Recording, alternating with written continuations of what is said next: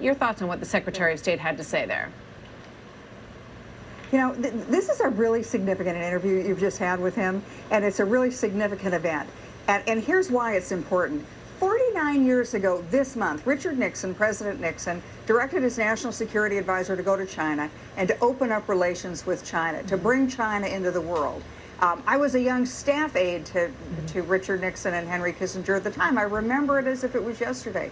And that set American foreign policy with China in a certain direction for 50 years. And President Nixon was right. He said we would induce them to change.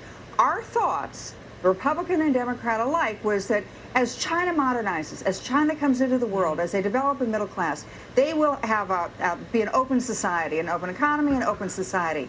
But that's not how it turned out.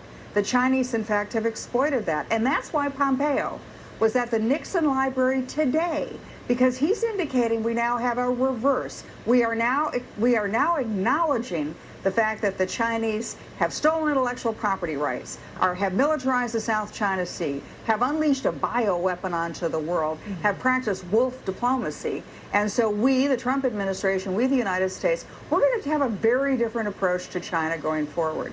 And that's exactly what he was telling you. And Martha, I also thought it was interesting when he mentioned to you that he was in Copenhagen, he was in London, and he was talking to America's allies about getting a coalition together so we together stand up to China.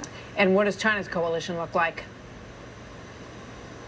China's never had very many allies. I mean, their vision of the world and the world that they really want to impose on the rest of us is China's the superpower. China's going to be, they think, the world's major economic, political, military, diplomatic power, and then China will determine what everybody else does. And you step out of line for a minute, you try to challenge China, you try to go against China, and you get crushed. I mean, the Australians, for example, the Australians had the temerity to say, let's just investigate what happened with the pandemic, with the coronavirus. And China turned around and tried to crush their exports, their barley and wheat exports to China. China they play with really elbows out sharp. They're, as President Trump says, they're ruthless in their negotiations. Well, I mean, they've essentially, some would say, been buying friends in Latin America and Asia and Africa, helping with aid and all of that. So it'll be interesting to see if there is a Cold War period that we're entering, how everything lines up.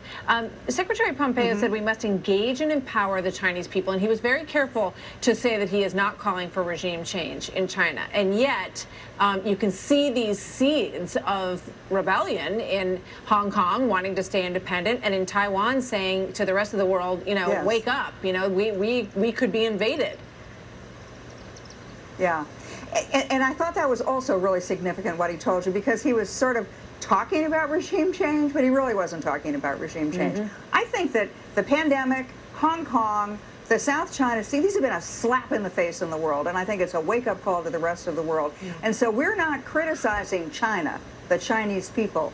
We are criticizing the Chinese Communist Party, which runs China right now, which has accumulated more and more power and is a dictatorship, really, of President Xi Jinping, who's now going to be president for life of China. Fascinating to watch, and it reminds me so much of the Cold War with Russia. We're even in a space race. This time it's to Mars, the Chinese against the United States. So, KT, thank you very much. Great to see you as always. Thank you, Martha. Thank you.